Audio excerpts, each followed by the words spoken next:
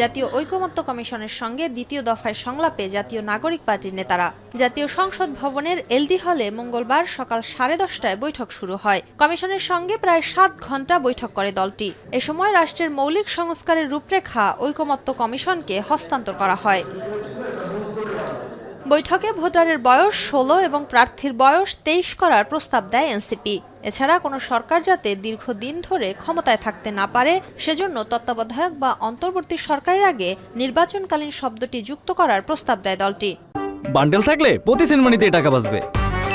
বিকাশ send money bundle কিনে জিতুন প্রতি লেনদেনে। মোটামুটি 16 বছর বয়সেই তাদের মধ্যে ব্যক্তিগতভাবে যে কোনো বিষয়কে বুঝে সিদ্ধান্ত গ্রহণ করার মতো সক্ষমতা তৈরি হয় এবং আমরা দেখেছি যে পৃথিবীর বিভিন্ন দেশেও 16 বছরে আসলে তাদেরকে ভোটার করার মতো এবং 16 বছরেই তাদেরকে অ্যাডাল্ট হওয়া বা প্রাপ্তবয়স্ক হিসেবে ধরে নেওয়ার মতো আইন অলরেডি করা হয়েছে।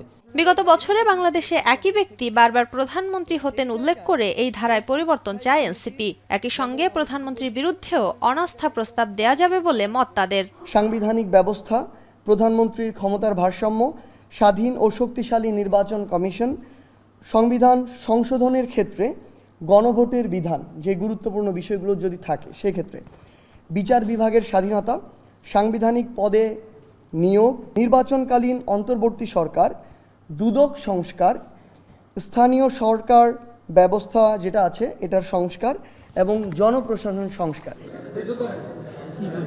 এর আগে কমিশনের সহসভাপতি অধ্যাপক আলী রিয়াজ বলেন, সব রাজনৈতিক দলের সঙ্গে 15 মের মধ্যে প্রাথমিক পর্যায়ের আলোচনা শেষ করে দ্বিতীয় দফার আলোচনা শুরু করা হবে।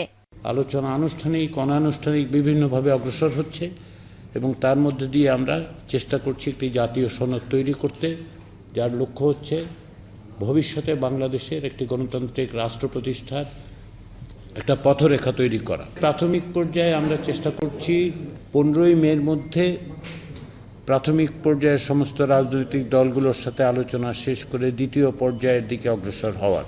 এদিকে এনসিপির দেওয়া সংস্কার প্রস্তাবগুলো কিভাবে বাস্তবায়ন করা হবে সে নিয়ে কথা বলেননি দলটির নেতারা। পরে লিখিত আকারে বিষয়গুলো জানাবে এনসিপি। মৌলিক সংস্কার বলতে শুধুমাত্র নির্বাচন। শম্পা বিশ্বাস, এখন, ঢাকা।